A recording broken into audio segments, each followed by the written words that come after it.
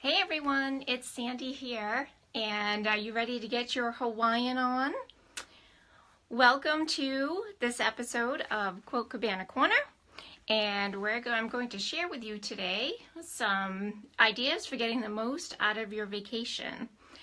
And I lost my train of thought because I hit the live button and then it didn't really look like it was going live, so I don't know what's going on, but hopefully you're all with me and listening. Anyways, so it's no secret that I love quilting, that I love photos, and that I love Hawaii. And I found a way to sort of combine all of those together by making the most of my photos that I take while I'm on vacation and by visiting local quilt shops in the area where I am, and also by visiting bookshops because you can find a lot of great books on the places that you're visiting, and that might spur an inspiration for a quilt later on down the road. So first I'm going to show you some quilts that I've made that have to do with Hawaii, and some kits and patterns that I've purchased, and also show you a few techniques that I've sort of incorporated when I'm making those quilts. And one that I really love that's sort of a postcard quilt, I guess, of our trip, our very first trip that we went to in like 2008. So why don't we start with that one? This one, hi Tina. Oh, I'm glad that you popped in because I wasn't sure this was working. Hope you're having a good day. Anyway, so here is the first one that I made using photos that I took on the trip. Hopefully you can see most of it. What I did was I took my pictures from the vacation, and when I got home I printed them onto fabric photo paper, and actually I really went one step further and I made my own fabric photo paper. Not sure I'd recommend that because you can get it pretty cheaply without going through all the hubbub in your bathtub of trying to prepare the stuff. So anyways, and then I added some applique to it that I cut out of fabric that I purchased while I was there. And somewhere, oh yeah, I put the date, it's going to be backwards to you guys, but it says Maui 2008. And this hangs in our hallway, and it's just a little reminder of our awesome trip. It was like one more way to keep the memory of the trip alive. So another thing I bought, probably on that same trip, was this book. And this was to make pillow-sized Hawaiian applique quilts. And I had never done any applique before at all. So this book just seemed so, I don't know, easy. Of course, you know it wasn't easy, right? But it has all the patterns to make them. And these type of applique patterns, they're sort of made like when you were little and you were cutting out a snowflake. So you fold the paper in like eighths or whatever it is, you trace, and then you cut it out and you make something like this. So this was the first one I did. The applique doesn't look all that bad, but in hindsight, this was the first time I had ever echo quilted, which is a hallmark of a Hawaiian quilt. There's a lot of echo quilting going on those, and I had never done it, so I only went like 3 echoes out. I do wish I had extended it, but live and learn. I can always make another one. And then another pattern that I had picked up was for a technique, another one that I had never tried. So sometimes it's a good way to learn something new. And it was for a reverse applique turtle quilt. And reverse applique, for those of you who don't know, is when you layer your fabrics and then you cut away the top layer, and that reveals the applique pattern. So this was really fun. I made it for my youngest daughter, who is obsessed with turtles, and what better place to be obsessed with turtles than Hawaii, right? Okay, another one I did was this one that you see behind me. I I purchased the kit and not just the pattern.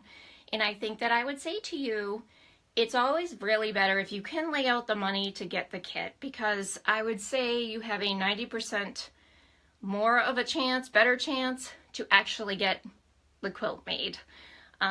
If you're like me and you buy the pattern, someday you get around to buying the fabric and sometimes you don't. So my advice is to invest the money. Let it be your souvenir. You know, pattern kits and patterns, and even cross stitch. I bought a few cross stitch patterns too. You know what? They last longer than a t-shirt, better than a shot glass, better than a mug. And I'm not saying you can't buy those things too, but doing something more with your vacation photos or these kits is a way to really keep your vacation memories alive. And that's what we all want, right? All right, on to the next one. What do I have here? In the spirit of the Hawaiian applique, I purchased this one also. And I've not yet started it, but I'm going to put myself on a timeline to finish it, because that's also equally important when you purchase kits and stuff. You can just let them add up on your shelf, and it is money sitting there being wasted until you open the package. Make the project. And you can, if you have someone else with you who's into crafts, or someone at home who might like to do it, I purchased this kit in this pattern. And I bought 2 of them, and my mom and I are going to work on them together. So that's going to be a fun project for us to do together, and neither of us has to shop for anything. I can just call her and say, hey, you want to work on this today? And we'll be good to go. And another book that I wanted to show you was this one, and it's called The Hawaiian Quilt, and it's actually a history of the Hawaiian quilt, but it includes not only traditional Hawaiian quilting, but also modern Hawaiian quilting. And to be honest with you, I didn't even know that was a thing, right? All I ever think of is like the big, beautiful Hawaiian quilt bedspreads and, you know, the stuff that has these things on it. That's what we really typically think of. But a Hawaiian modern one can take the form of, or contemporary, whatever you want to call it, something like this, or this one's kind of a crack up. It's a Hawaiian Christmas tree. Yep, that's really cute. And then also, okay, something like this with the pineapples. And I actually purchased this kit to make that pineapple quilt because I thought it was really cool. So here again, I have the kit. I'm ready to go. I just need to make it happen. So hopefully this video will help you to make the most of your vacation time and your quilting and combine it all together and get inspired. And to really, I really recommend using the photos in your quilts if you can, because it's such a fun way to just look at it and remember that day. I mean, I remember a lot, some of these were taken on Oahu, and we had gone to see Pearl Harbor, and there's a picture of all of us kind of waiting to go see that, and a picture of the girls with the flowers in their hair while we were waiting for our dinner one night. And hi Ruth Ann, hi Christine, thanks for watching. I'm kind of wrapping it up because I have an eye appointment, so I have to get going, but Ruth Ann, I'll see you tomorrow. Anyways, so this is just kind of one way, like I said, to get the most out of your vacation souvenirs. So look up the local quilt shops, go see what you can find, go into the bookstores and see if you can find, you know, some type of a historical book that talks about your destination.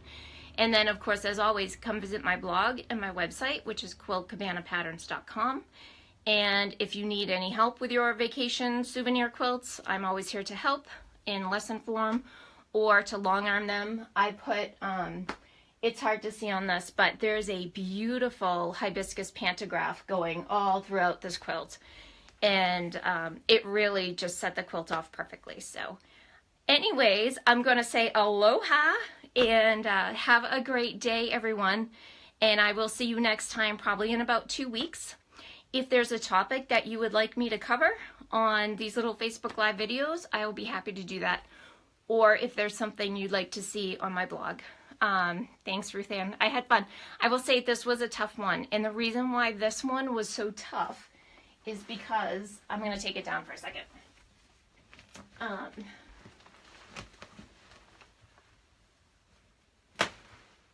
The reason why this one was hard, it is because of the sashing.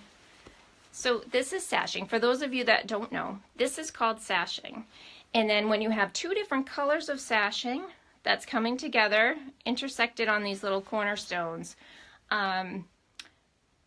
there's no other way to say this. It's hard. And I kept saying, I will never, ever, ever do another quilt with sashing like this. And the truth is, I may not ever do another quilt with sashing like this. But I am glad that I made this one. And then here's just a little example of the hibiscus pantograph, which is in gold. And then I was lucky enough to find at Joann's this kind of awesome backing that just sort of seemed like it really went with the quilt. And my daughter Leah claimed that quilt instantly. So I'm waiting to see who's going to claim the next ones. But I definitely had fun doing it. So again, aloha. Thanks for joining me, and come back and join me again and join in the conversation. I'm so excited that someone actually commented and wrote something and said hi to me. So hi all, and I'll talk to you later. Thanks. Bye-bye.